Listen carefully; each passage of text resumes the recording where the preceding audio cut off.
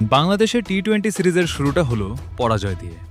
প্রতিদ্বন্দ্বী দলের কাছে 4 উইকেটের ব্যবধানে হেরে সিরিজে পিছিয়ে পড়েছে টাইগাররা। ম্যাচের গুরুত্বপূর্ণ মুহূর্ত, সেরা পারফরম্যান্স এবং হারের কারণ বিশ্লেষণ জানতে পুরো ভিডিওটি দেখুন। চট্টগ্রামে হার দিয়ে টি-20 সিরিজের যাত্রা শুরু করেছে বাংলাদেশ ক্রিকেট দল। অস্ট্রেলিয়ার বিপক্ষে 3 ম্যাচে টি-20 সিরিজের প্রথম টি-20তে 10 বল বাকি থাকতে 4 উইকেটে হেরেছে টাইগাররা। নিয়মিত অধিনায়ক লিটন দাসের অনুপস্থিতিতে বাংলাদেশের নেতৃত্বের সুবিধা করতে পারেননি তৌহিদ হৃদয়।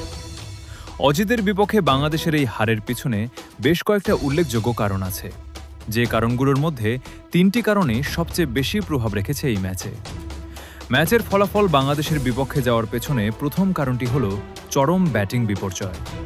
টসে জিতে প্রথমে ব্যাটিং করার সিদ্ধান্ত নিলেও বাংলাদেশ দল কোনো বড় ধরনের জুটি করতে পারেনি। টপ অর্ডার থেকে মিডল অর্ডার দ্রুত উইকেট হারিয়ে বিপাকে পড়ে টাইগাররা। লোয়ার অর্ডারে শেখ মেহেদীর 29 রানই কেবলমাত্র বাংলাদেশের প্রাপ্তি।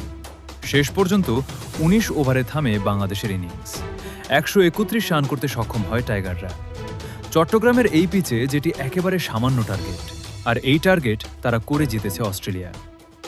বাংলাদেশের হারের জন্য আর অস্ট্রেলিয়ার জয়ের জন্য দ্বিতীয় কারণটি ধরা হচ্ছে অজিদের দুর্দান্ত স্পিন বোলিং, আর স্পেনের সামনে বাংলাদেশের রেটিং ব্যর্থতা।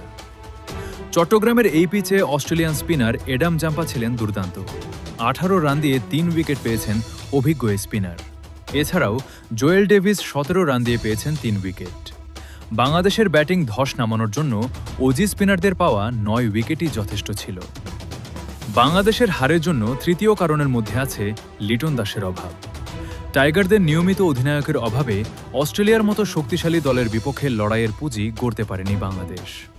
পাওয়ার প্লেতে টাইগার বোলাররা দ্রুত উইকেট তুলে নিলেও সেগুলো কার্যকরী হতে পারেনি স্কোরবোর্ডের লড়াকু সংগ্রহ না থাকার জন্য। শেষ পর্যন্ত অস্ট্রেলিয়ার বিপক্ষে সামান্য টার্গেট নিয়ে আর দাঁড়াতে পারেনি।